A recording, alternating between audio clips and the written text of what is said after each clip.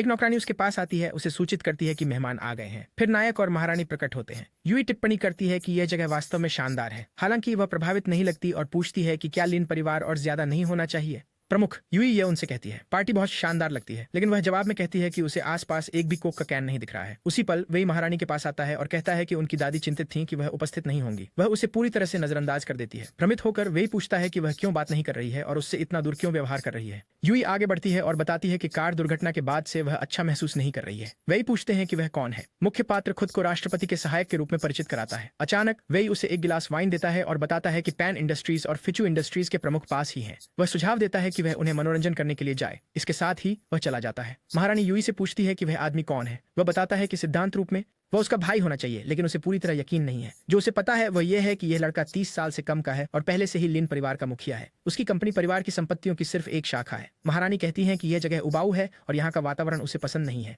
फिर वह वाइन के गिलास को देखती है और टिप्पणी करती है कि कम से कम यह अच्छा दिखता है। इससे पहले कि यूई उसे रोक सके, वह सब पी लेती है। तुरंत वह पूछती है कि क्या वह शराब थी और यह इतनी तीव्र क्यों है। यूई बताता है कि आधुनिक आसवन तकनीकें बहुत सुधर गई हैं, इसलिए शराब अब बहुत तीव्र है। वह थोड़ी निराश दिखती है और कोला की इच्छा जताती है। यूई एक सुनहरे बालों वाले व्यक्ति को ट्रे के साथ गुजरते हुए देखता है और पूछता है कि क्या कहीं कोला है। वह कहती है नहीं, क्योंकि उच्च दर्जे के वीआईपी केवल इसी प्रकार के कॉकटेल पीते हैं। दोनों हंसते हैं, सोचते हुए कि ऐसा कौन सा ग्रामीण होगा जो इस तरह के इवेंट में कोला चाहता होगा। उनमें से एक कहता है, ऐसा मत कहो, अगर वह इस कार्यक्रम में शामिल हो रहा है तो वह कोई महत्वपूर्ण व्यक्ति हो सकता है। लेकिन दूसरा जवाब देता है कि यह असंभव है और वह शायद केवल एक बच्चा है जिसे सुश्री लिन साथ लाई है। आखिरकार उसने पहले ही सुना है कि लिन मायोक से उम्मीद की जा रही है कि वह इस भोज में पैन परिवार के किसी से शादी करने वाली है। अब यूई समझ गया कि महारानी को इसमें क्यों आमंत्रित किया गया था। वो नोट करता है कि इसी बीच उसे एक मेज पर बुलाया गया है। बैंगनी बालों वाला एक पुरुष कहता है कि जितना ऊंचा एक महिला चढ़ती है उसकी उतनी ही कम कीमत होती है। उसके सामने बैठा दूसरा पुरुष कहता है कि यह कहने के लिए कठोर है और उसे पीने का सुझाव देता है। लेकिन बैंगनी बालों वाला पुरुष पूछता है कि क्या वह गलत है, कहते हुए कि एक महिला को सुंदर रहने और एक अच्छा पति खोजने पर ध्यान केंद्रित करना चाहिए।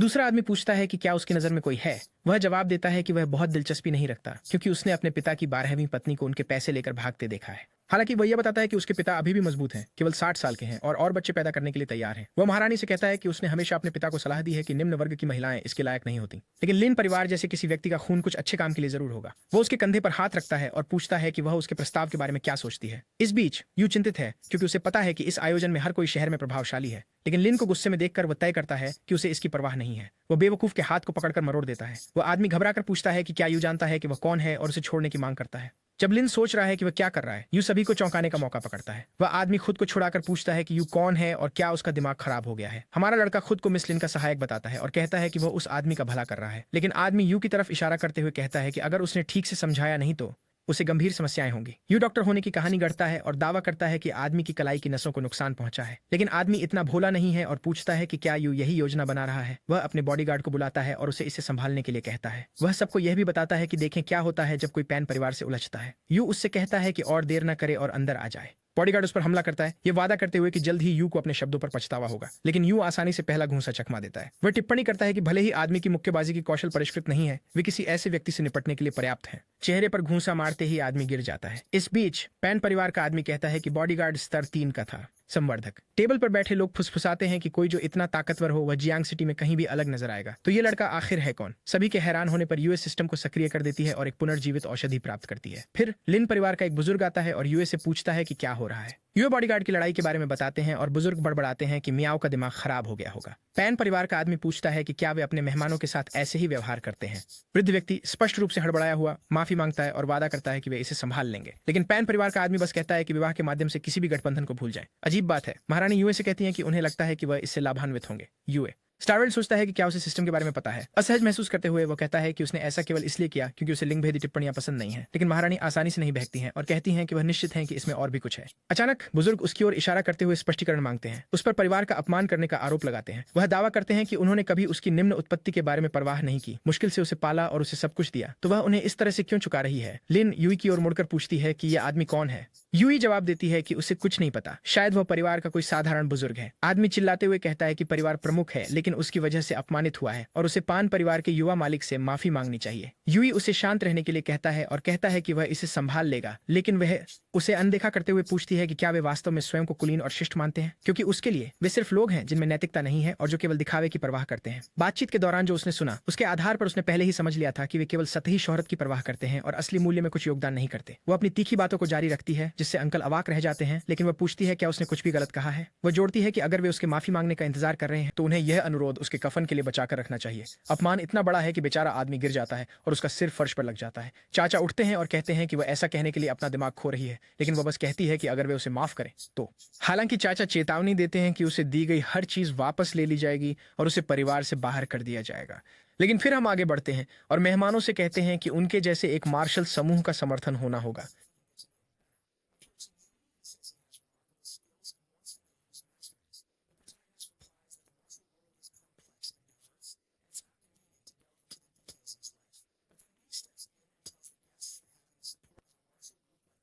उत्कृष्ट उसने आपसे खुद को स्पष्ट करने के लिए कहा, जिन्होंने केवल कहा कि ऐसा नहीं है कि वह नहीं करना चाहते, बस तकनीकी रूप से उनका कभी कोई औपचारिक मास्टर नहीं रहा। सबसे अच्छा जो वह कह सकते हैं वह यह है कि आपको कुछ उल्लेखनीय लोगों से कुछ मार्गदर्शन मिला।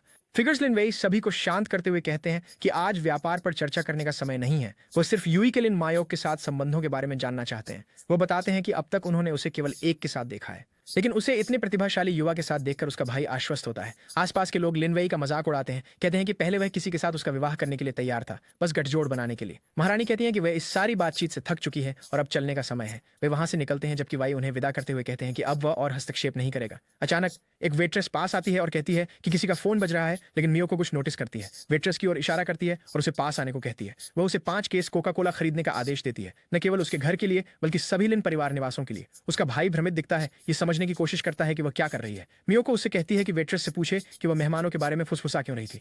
यूई को याद आता है कि यह वही वेट्रेस थी जिसने पहले उसे गरीब कहा था। अपनी बहन की कृपा खोने से बचने के लिए वह तुरंत वेट्रेस को सभी कोक लाने का आदेश देता है, भले ही उसे पैदल ही जाना पड़े। बाद में वे सड़क के खाने की दुकान पर होते हैं और यूई टिप्पणी करता है कि देर रात का नाश्ता जैसा कुछ नहीं है। अपने कोक को पकड़ते हुए मिया को कहती है कि यह और भी अच्छा होगा अगर यह ठंडे थे। यूई ने उसे एक बियर ऑफर की ओर कहा कि यह यहाँ के खाने के साथ पूरी तरह से मेल खाती है। उसने पूछा कि यह क्या है और उसने बताया कि यह एक मादक पेय है जिसमें विभिन्न स्वादों को वह चखती है और कहती है कि यह उसके समय के पेयों से काफी अलग है, फिर भी कोक के समान है। हालांकि वह स्पष्ट करती है कि वे कोक के बदले इसे कभी नहीं पिएगी। नायक ये सोचने लगता है कि एक ही कैन से पीना एक अप्रत्यक्ष चुंबन होगा और वह जल्दी से कहता है कि वह एक नया स्ट्रॉ लाएगा।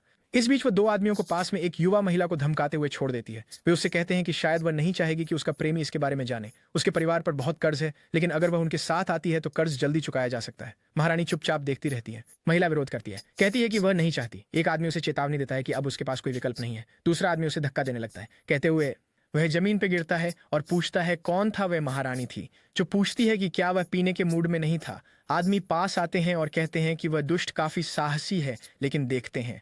उसमें से एक टिप्पणी करता है कि उसके साथ पीना वास्तव में एक अच्छा समय होगा। 10 सेकंड बाद वह हताशा में भाग रहा है और मदद के लिए चिल्ला रहा है। सभी को पीटा गया है और बेचारा आदमी रो रहा है कि वह महिला एक राक्षस है, लेकिन वह उसके ऊपर पैर रखती है और पूछती है कि वह इतनी जल्दी क्यों जा रहा है। वह कहती है कि वह केवल उसके सभी मेरिडियन दबाने और उसकी ऊर्जा निकालने जा रही थी, या शायद उसके शरीर को अंदरूनी ऊर्जा इकट्ठी करने के लिए मजबूर करना ताकि वह फट जाए। बेचारा आदमी रोते हुए कहता है कि वह बस उससे बचना चाहता है। यूई पास आता है और पूछता है कि उन्होंने उसे उकसाने के लिए क्या किया। वह जवाब देती है कि कुछ गंभीर नहीं था, वो बस उसे एक सबक सिखाना चाहती थी। इस बीच स्कूल नियम उन्हें अकेला छोड़ने के लिए धन्यवाद देता है क्योंकि वे उन्हें अकेले शार्क से बचाते हैं। वह यूई को समझाती है कि उसे धमकाया जा रहा था जब उसका मित्र बीच में आया। दुकान का मालिक बीच में बोलता है और जानना चाहता है कि नुकसान का भुगतान कौन करेगा। अचानक पुलिस आती है और जैसे ही वे पुरुषों को गिरफ्तार करने लगते हैं, वे महिला पर सबका नुकसान पहुंचाने का आरोप लगाते हैं। हड्डियां यूई जानता है कि इससे समस्याएं हो सकती हैं और लड़की से पूछता है कि क्या वह जो उसने उसे बताया है उस पर गवाही दे सकती है, लेकिन वह कहती है कि अगर वह ऐसा करती है तो उसका परिवार परेशानी में आ जाएगा। महारानी कहती है कि कोई समस्या नहीं है। यूई जवाब देता है कि यह कहना उसके लिए आसान है, लेकिन यहाँ बाकी सब उसे दोषी ठहराएंगे। जब पुलिस आती है, वह समझाती है कि इस तरह की स्थितियों में उन्हें केवल सच बताना है, लेकिन यूई उसका हाथ पकड़ते हुए कहता है कि इस बार यह काम नहीं करेगा और भाग जाता है, चिल्लाते हुए कि अगर वे रुके तो वे बड़ी मुसीबत में पड़ी डीडीएच जाएंगे। इस बीच बेचारा दुकानदार किसी के भुगतान करने का इंतजार करता रह जाता है। बाद में जब पुल पर आराम कर रहे होते हैं, यूए कहते हैं कि यह अच्छा हुआ कि उसने उन तकनीकों का अभ्यास किया, नहीं तो वह इतनी दूर तक नहीं भाग पाता। वह विश्वास करता है कि वह इस कहानी में खलनायक नहीं थी, लेकिन सोचता है कि उसे थोड़ा अधिक सतर्क होना चाहिए। हम फिर महारानी के अतीत की एक झलक देखते हैं। यूए बताते हैं कि उनकी दुनिया में झूठे आरोपों का उपयोग अक्सर बर्बाद करने के लिए किया जाता है। अफवाहें हमेशा सच और समझदारी का मिश्रण होती हैं, क्योंकि उसे खुद को समझाना पसंद नहीं है और दुनिया के बारे में कुछ अज्ञानता है। जिस रफ्तार से चीजें चल रही हैं और जिन समस्याओं का वो कारण बन रही है, वो इस दुनिया की खलनायिका बन जाएगी। वो बस इतना कहती है कि उसे परवाह नहीं है, बहुत ज्यादा नहीं, दिलचस्पी से वह घोषणा करता है कि अब से वह उसके हर शब्द और कार्रवाई पर नजर रखेगा। अगर जरूरी हुआ तो वह सुनिश्चित करेगा कि उसे कोई समस्या का सामना न करना पड़े। अचानक महारानी स्वयं को यूई पर फेंक देती है और पूछती है क्या वह उसके साथ उस दुनिया में जाना चाहता है जहां से वह आई थी। यूई पूछता है कि वह किस बारे में बात कर रही है। वो पास आती है, उसका चेहरा पकड़ती है और बताती है कि सच्ची महारानी का नाम किम यिन है। अगले दृश्य में वे यूई के घर में प्रवेश कर रहे हैं। वो कुछ सुनहरे रंग की चीज को देखता है और सोचता है कि ये कौन है, लेकिन जैसे ही वह करीब जाता है वह हैरान हो जाता है कि उसके दोस्त ने सोफे पर एक इन्फेटेबल गुड़िया छोड़ दी है। वो उससे कहता है कि वह एक पल इंतजार करे जबकि वह जगह साफ करता है। बाद में वह बैठती हैं और वह उसे किम यिंग कहने के बारे में पूछता है। महारानी समझाती हैं कि उनके शरीर के भीतर एक और आत्मा है जो उनकी आत्मा से जुड़ी हुई है। तो लिन मियो का शरीर महारानी की आत्मा को समेटे हुए है, लेकिन महारानी की आत्मा किसी और से भी जुड़ी हुई है। पहले से ही इस समय जुड़ी हुई आत्मा ने किम यिंग की जगह ले ली है। वह समझाती है कि क्योंकि लिन ने शराब पी थी इसलिए जुड़ी हुई आत्मा नियंत्रण ले सकी। वो उसका चेहरा पकड़ती है और कहती है कि अगर वह किम यिंग की मदद कर सकता है तो वह उसकी एहसानमंद होगी। वह उसे अपने पास मौजूद पूरा ज्ञान देने की पेशकश करती है। सम्राज्ञी जैसी भोली चुड़ैल के विपरीत वह दावा करती है कि उसके पास अपार ज्ञान है। यूई अभी भी भ्रमित है, ये समझने की कोशिश कर रहा है कि यह पागल कहाँ जा रही है। वह पूछता है कि वह उसकी कैसे मदद कर सकता है। वो कहती है कि उसे अपने कंधे पर इस मुहर को हटाने में मदद चाहिए। उसका हाथ पकड़ते हुए वह उसे बताती है कि वह उसे इसे हटाने की तकनीक सिखाएगी या कम से कम इसके प्रभाव को कम कर दे। हमारा लड़का कहता है कोई बात नहीं, वह मदद करेगा, लेकिन उसे चिंता करने की जरूरत नहीं है कि उसे किसी भी तरीके से उसका जवाब देना पड़ेगा। वो पूछता है कि क्या उसे बस ऊर्जा से मुहर को मारना है और वह कहती है हाँ। इसके बजाय वह उसे बेहोश करने के लिए मारता है, खुद से बड़बड़ाते हुए कि यह शरीर बदलने का व्यवसाय बेकाबू हो रहा है। दृश्य एक घर के दरवाजे पर दस्तक देते हुए लिन परिवार की ओर बदल जाता है। बैंगनी बालों वाली महिला जवाब देती है, कहती है उन्हें संदेश मिल जाना चाहिए था कि मास्टर आज रात नहीं आएंगे। लिन वाई उन्हें आश्वस्त करती है कि वे उनका ज्यादा समय नहीं लेंगे, यह बताते हुए कि मास्टर वांग शहर में आ गए हैं और तैयार हैं एक भोज। हालांकि वे देखते हैं कि एक अन्य बुजुर्ग उपस्थित नहीं थे और चिंतित हो जाते हैं कि शायद उनकी सेहत में कुछ गड़बड़ हो। महिला कहती है कि मालिक ठीक हैं और उन्हें चिंता करने की जरूरत नहीं है। वो उसके चेहरे पर दरवाजा बंद कर देती है, जिससे लिन वेई निराश हो जाते हैं क्योंकि वो बस एक संदेश देना चाहते थे। समूह बड़बड़ाता है कि बूढ़ा व्यक्ति वास्तव में उनके जीवन को जटिल कर रहा है। लिन वेई उन्हें शांत रहने की सलाह देते हैं, उन्हें याद दिलाते हैं कि शहर में कोई भी मास्टर वान का विरोध नहीं कर सकता। वो चले जाते हैं, उन्हें वांग परिवार के साथ अपने संबंध को नुकसान न पहुंचाने के लिए कहते हुए। महिला घर के अंदर वापस जाती है और मास्टर से कहती है कि उसने आगंतुकों को दूर भेज दिया। वो उनका धन्यवाद करती है, ये कहते हुए कि वह उनसे मिल सकते थे लेकिन उन्होंने अपनी पोती के साथ समय बिताना पसंद किया। वो पोती शियाओतू पूछती है कि वह उनके साथ ऐसा व्यवहार क्यों कर रहे हैं। उसके दादा कहते हैं कि ऐसा इसलिए है क्योंकि वो उस युवा व्यक्ति से हारने की बात करती रही जिसने कम समय तक अभ्यास किया था। वो माफी मांगती है लेकिन जोर देती है कि यू शानदार है और उसके दादा समझ जाएंगे जब वे वांग परिवार से मिलेंगे। वापस यूए के घर में महारानी टिप्पणी करती हैं कि उन्होंने कभी नहीं सोचा था कि उनके पास ऐसा दिन होगा। यूए कहते हैं कि यह आधुनिक शराब के कारण है। वो उसके माथे पर चोट देखती हैं और पूछती हैं क्या हुआ। वह सवाल को टालते हैं, कहते हुए कि शायद उसने कहीं अपना सिर गलती से मार लिया होगा। वह उसे कुछ पीने के लिए देते हैं, मजाक करते हुए कि उन्होंने नहीं सोचा था कि उसकी सहनशीलता इतनी कम होगी। वो बताती हैं कि यह इसलिए है क्योंकि उन्होंने इस नश्वर दुनिया में बहुत कम चीजें अनुभव की हैं। जैसे ही वह पीने जा रही होती है, यूए दो व्यक्तित्वों और कनिंगिंग नामक व्यक्ति के बारे में पूछता है। महारानी पेय बाहर थूक देती है और पूछती है कि क्या उसने सचमुच कनिंगिंग से मुलाकात की। यूए कहता है हाँ और समझाता है कि उस महिला ने खुद को उसके शरीर में फंसी एक आत्मा के रूप में परिचित कराया जो मदद मांग रही थी। सम्राज्य इसकी पुष्टि करती है कि यह सच है। किंगिंग एक आत्मा है जिसे उन्होंने एक कलाकृति में कैद किया है ताकि उसे मजबूत किया जा सके। यूए पूछती है कि क्या वह गंभीर है और सोचती हैं कि कोई कैसे किसी की आत्मा चुरा सकता है। महारानी समझाती हैं कि इसमें व्यक्ति की त्वचा को जिंदा रहते हुए उतारना, रीढ़ की हड्डी का तरल निकालना और अंतहीन यातना का उपयोग करके आत्मा को शरीर से अलग कर एक कलाकृति में सील करना शामिल है। फिर वह यूए से पूछती है कि क्या उसे गलत व्यक्ति को बचाने का पछतावा है। वह आराम से कहता है नहीं, उसने सही निर्णय लिया। कम से कम उसकी मदद करके उसे पता है कि वह क्या चाहती है। लेकिन किम यांग के मामले में उसे कोई अंदाजा नहीं है कि उसकी मंशा क्या है। महारानी कहती हैं कि उसने समझदारी से फैसला लिया क्योंकि अगर किम यांग जाग जाती तो वह उसे मार देती। वे सोचते हैं कि वह किस बारे में बात कर रही है और उन्हें क्यों लगता है कि वह उन्हें धोखा दे रही है। अब वो अपने कंधे में दर्द की शिकायत करती है और यूए हमेशा मौकाप्रस्त उन्हें मालिश देने की पेशकश करते हैं। लेकिन तभी उनका दोस्त वो अंदर आता है, दोनों को देखता है और यूए पर आरोप लगाता है कि उन्होंने देरी से काम करने के बारे में झूठ कहा जबकि वह स्पष्ट रूप से घर पर है। वो देखता है कि यूए ने महारानी को लाया है और तुरंत कहता है कि वह चला जाएगा ताकि वे जगह को अपने लिए रख सके। हालांकि वह जाने से पहले यूए को पकड़ लेता है और पूछता है कि क्या वह सोफे पर गुड़िया के सामने वयस्क चीजें कर रहा है। यूए उसे धकेल देता है, उससे कहता है कि वह फुलाने वाली गुड़िया को इधर उधर छोड़ना बंद करे। इस बीच महारानी शांति से खाना खा रही हैं। यूए पूछता है कि क्या वह सच में यूए की बॉस है। जब यूए इसकी पुष्टि करता है तो यूए उत्साहपूर्वक उसे चीजें देने की पेशकश करने लगता है। वह एक दराज में टटोलता है और उसे एक पल इंतजार करने को कहता है। एक संदिग्ध बैग निकालते हुए वह कहता है कि इसमें कुछ मिठाइयां हैं जो उसने 3 दिन पहले खरीदी थी और वह उन्हें उसे देना चाहता है। यूए पूछता है कि यूए ने मिठाइयां गंदे मोजे के अंदर क्यों छुपाई थी। महारानी उन्हें बहस करते हुए देखती है, कहती है कि यह अजीब तरह से परिचित लगता है। बाद में यू घुटनों के बल बैठकर प्रार्थना कर रहा है, कहता है कि वह एक प्रसिद्ध सेलिब्रिटी के शो में कल जाना चाहता है। समस्या थी कि टिकट बिक गए थे, लेकिन वो को पता था कि वह लिन कॉर्पोरेशन के लिए काम करती है। यू उसे इंटरनेट सेलिब्रिटी का पीछा करना बंद करने के लिए कहता है, उसे पिछली बार की याद दिलाते हुए जब उसने अपना क्रेडिट कार्ड अधिकतम कर लिया था। लेकिन वो जवाब देता है कि यूए कभी सच्चे प्रेम को नहीं समझेगा। वह दावा करता है कि वह बिना किसी अपेक्षा के उसका समर्थन करता है। यूए केवल यह जवाब देता है कि वह अपने दोस्त को बहुत अच्छी तरह जानता है। वो फिर कलाकार की एक तस्वीर दिखाता है और चिंता नहीं करने का वादा करता है। वह सुनिश्चित करेगा कि वो टिकट मिल जाए। कुछ देर बाद महारानी कुछ ताबीज लिख रही होती है। वो पूछता है कि क्या वह पागल है और यूए सहजता से बताता है कि वह लोंगू पहाड़ों पर गई थी और यह करना पसंद करती है। मियो उसे एक देती है और कहती है कि उसमें सच्ची ऊर्जा डालो, लेकिन यूई सतर्क रहते हुए पहले ये जानना चाहती है कि यह करता क्या है। वह समझाती है कि यह एक साधारण चीज है जो उसे और अधिक ऊर्जा इकट्ठा करने में मदद करेगी। चूंकि वह बढ़ने वाला है, यह बहुत उपयोगी हो सकता है। वो पूछता है कि क्या आसमान उसे इसके उपयोग के लिए दंडित करेगा, और वह जवाब देती है कि वह इतना महत्वपूर्ण नहीं है कि इस तरह का ध्यान आकर्षित कर सके। फिर वह खड़ी होती है और कहती है कि वह भी साधना करेगी क्योंकि वह समय बर्बाद नहीं कर सकती। यूई सोचता है कि यह उसके दोस्त के साथ इंटरनेट सेलिब्रिटी को देखने का सही मौका है। अगले दिन कार्यक्रम हो रहा है। डोंग जो काम से है और जो स्पष्ट रूप से बलि का बकरा है, वही है जिसने टिकट ली।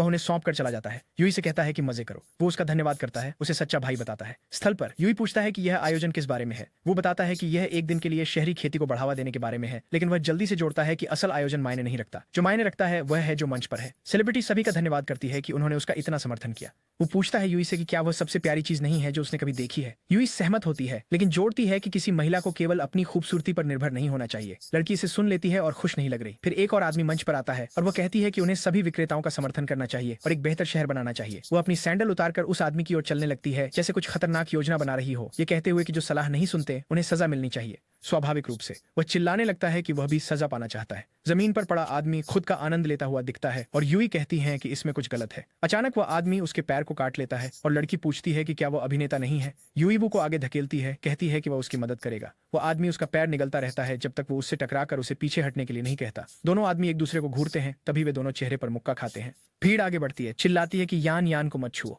लेकिन यान यान सबकी अनदेखी करके यूई के पास जाती है और समय पर मदद करने के लिए धन्यवाद देती है। भावुक होकर वह कहती है कि अगर वह नहीं होता तो उसे नहीं पता क्या होता। वो जो पहले ही मोहित हो चुका है बुदबुदाता है कि उसका आकर्षण प्रतिरोध करना कठिन है। हालांकि आसपास के लोग किसी और को उसका हाथ पकड़ते हुए देखते हैं और आगे बढ़ जाते हैं।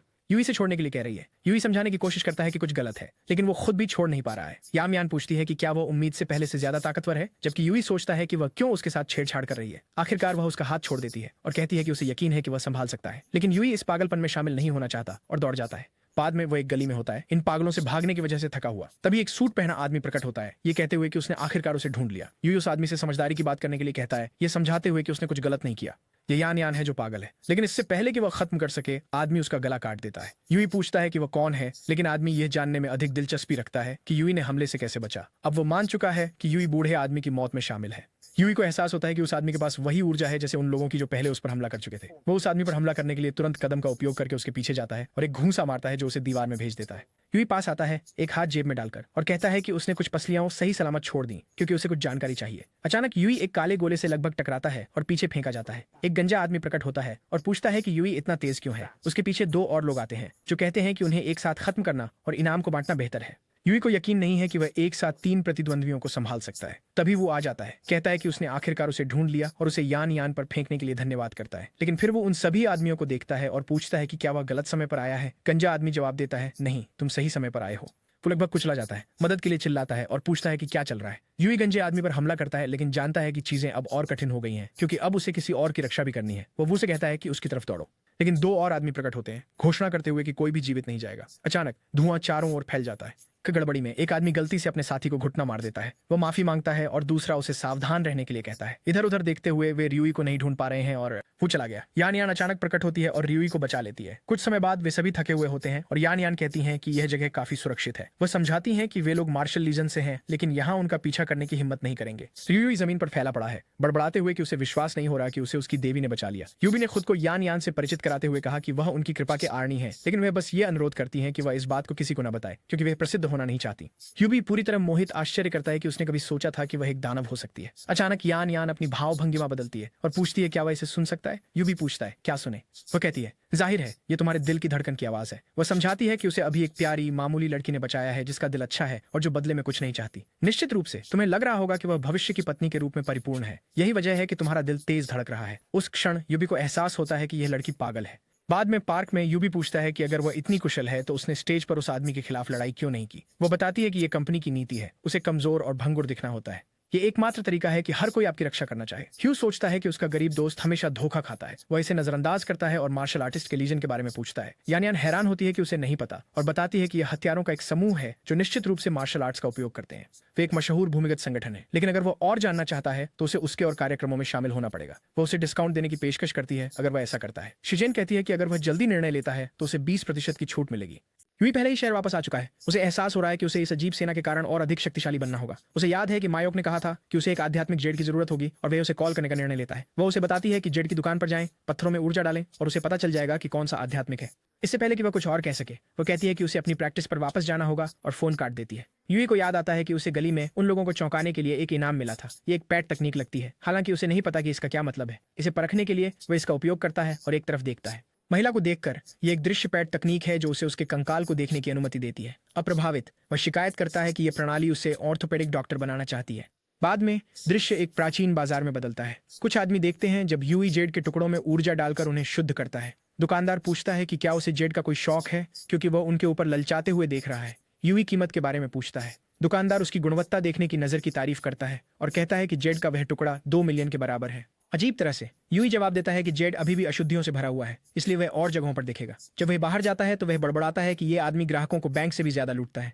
अचानक शियाओ तो यूई को देखती है और पूछती है कि वह वहां क्या कर रहा है। वो बताता है कि वह जेड ताबीज की तलाश कर रहा है और वह कहती है कि यह संयोग है क्योंकि वे भी ऐसा ही कर रहे हैं। वह उसे अपने दादा से मिलवाती है, ये कहकर कि यह वही व्यक्ति है जिसके बारे में उसने दूसरे दिन बात की थी। यूई बूढ़े आदमी का अभिवादन करता है जो खुद को वांग के रूप में परिचित कराते हैं। वांग उल्लेख करते हैं कि उन्होंने शियाओ तू से सुना कि यूई कितना ताकतवर है और कैसे उसने उसे लड़ाई में हराया। इस कारण से वे यूई को एक द्वंद्व के लिए आमंत्रित करना चाहेंगे। हालांकि यूई तुरंत मना करना चाहता है, कहते हुए कि बूढ़ा आदमी बड़ा चढ़ाकर बोल रहा है। वांग माफी मांगता है, कहते हुए कि उसे जिज्ञासा हुई और उसने अप्रत्याशित रूप से काम किया। शियाओ तू कहता है कि वे जा रहे हैं और कहता है कि वे मौका मिलने पर खेल सकते हैं। जैसे ही यूई बूढ़े आदमी को दूर जाते हुए देखती है, वांग अचानक उसे घूंसा मारने की कोशिश करता है, लेकिन यूई तैयार है। यूई पूछती है कि वांग इस तरह की गंदी चालें करने के लिए बहुत बूढ़े नहीं है क्या, जबकि जो तू चिंतित दिखती है पूछती है कि उसके दादा क्या कर रहे हैं। जब वांग की मांसपेशियां फड़कती हैं तो वो अपनी शर्ट फाड़ता है, ये कहते हुए कि वो किसी को भी अपनी पोती की प्रशंसा चुराने नहीं देगा। वो यूई से कहता है कि वह तैयार हो जाए क्योंकि आज वह बुद्धिमानी की ताकत का अनुभव करेगा। वे थोड़ी तैयारी करते हैं, फिर वांग यूई पर मुक्कों की बौछार करता है। शियाओ तो अपने दादा से शांत होने की गुहार करती है, कहती है कि यह इतनी गंभीर बात नहीं है,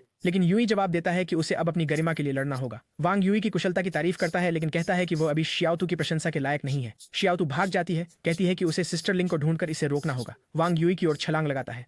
यूई इसे रोकने में सफल होता है, लेकिन जवाबी हमला करने का अवसर खोजने में कठिनाई महसूस करता है। फिर उसे पैट की तकनीक याद आती है। जब वांग करीब आता है, पूछता है कि क्या यूई पीछे रह रहा है। यूई प्रवेश तकनीक को दिव्य मुट्ठी के साथ मिलाता है और युआन के कमजोर स्थान पर सीधे मुक्का मारता है। तकनीकों का संयोजन उम्मीद से बेहतर काम करता है और प्रणाली उसे बधाई देती है प्रवेश मुट्ठी अनलॉक करते हुए। यूई वांग पर हमला करता है, ये कहते हुए कि अब पलटवार का समय है।